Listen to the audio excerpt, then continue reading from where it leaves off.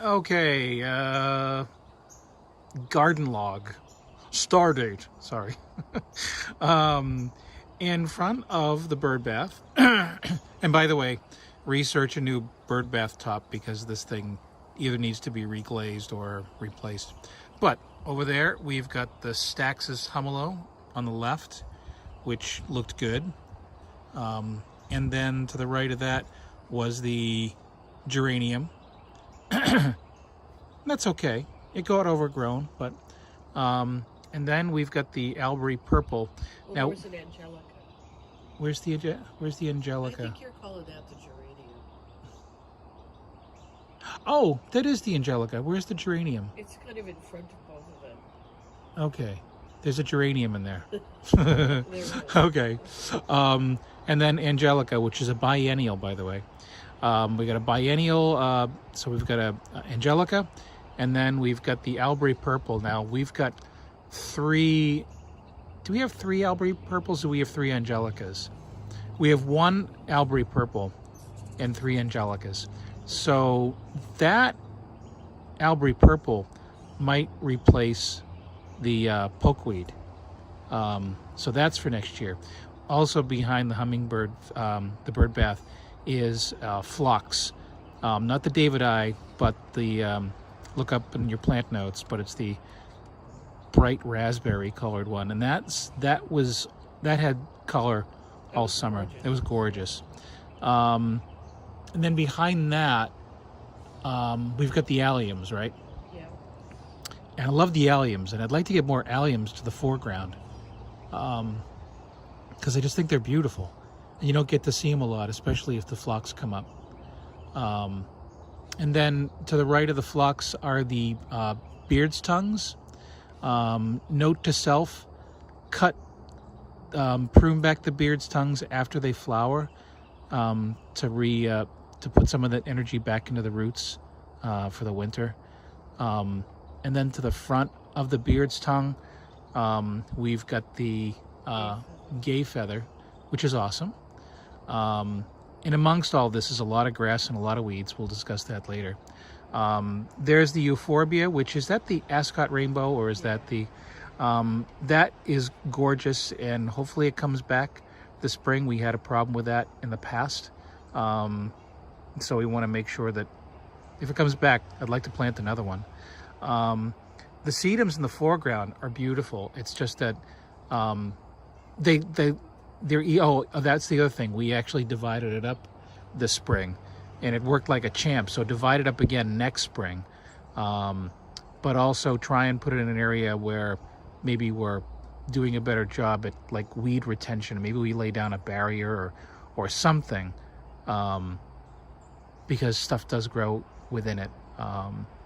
And then we got the Wims Red over in the back corner, and some really cool weed grew up behind it, and it just looked really nice. So I don't know what it is. I'd like to identify it, make sure it isn't really invasive and tough to get out once it roots. But if it is, I really like the way it looks. I mean, maybe something we replace that goes in behind that. It's just really nice. I don't know. Salvias are in front of the red too. Salvias in front of the... Oh, yeah. Can't really see it right now, but those salvias look nice, too. Those came in. And then the Bobo, which could withstand a nuclear strike. And I'm not going to be able to see a whole lot in here, but this is where it gets a little dicey. One of the Thunderheads, new Thunderhead, which looks great. Down here we've got a little bamboo, which I'm a little bit concerned about if it decides to let its freak flag fly. Hosta Honeybell. We planted a new phlox down here, which I don't think you can see, but it looked like it took nicely. And then a purpurescence in the corner, which is I think we might need to amend the soil or fertilize or something next year, because the weeds are growing easier than the grass is. We had a coneflower grow in there. Wouldn't be bad to maybe, I don't know, get more coneflowers in there, give it some neighbors. Yeah. We should probably make sure that we keep the ferns at bay in the corner, because there is something in the corner that just gets drowned out by the ferns. The ferns are a constant source of, oh, we love them, and then it's like, Jesus, back the fuck off. We planted some lily of the valley down there. We did. We planted lily of the valley down here. Next to the Solomon Seals. Yep. That area as well, I think, between the clover and everything else, you can see even more ferns are starting to take root down there. We also planted Kent oregano under the bobo, but you can't really see it anymore. I think it's died back. Okay, Kent oregano was under the bobo, but again, that just probably just got overtaken. This whole area was a fern field, so it's got that DNA, so it's going to want to go back to that unless it's really pulled back hard. There's the Solomon seal, which I don't know if that suffers because of lack. Well, actually, it is a shade plant, so I don't know. Maybe it's just that time of year. Yeah. But so getting back to this look in weeds, I think the goal is to next year.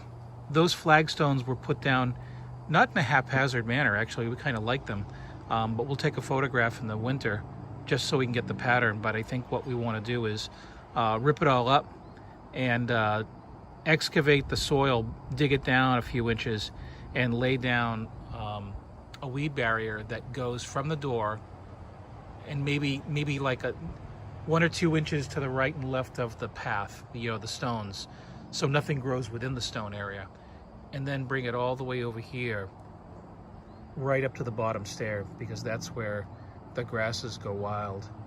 So again, weed barrier starting from the door, getting a little bit wider at the curve, and then really flaring out to the bottom of the stairs, because Joey doesn't want to go down and get his little paws wet when he's got to go pee. We might actually even want to just extend it out a little bit to the left there, because weeds are going to want to grow all the way down to the stairs. So maybe we extend it all the way down to where the stairs are, and then and that'll just be pine needle mulch or whatever, but something that doesn't easily grow weeds, and if it does, it won't be as massive as it is here. I think that's it. You can't see it from here, but the oak leaf hydrangea is awesome. Maybe even think about getting more of them on the left-hand side. The thunderhead over there, we didn't prune it back this year. Actually, no, we let this one go because it's new, but that one we tried to encourage some lower growth because there is an area on the left of the thunderhead which is a little bit sparse. And then maybe what we want to think about is we'll revisit the whole issue of Pachysandra again next year. We did cut back aggressively in certain areas, especially like around the ginkgo, but it does want to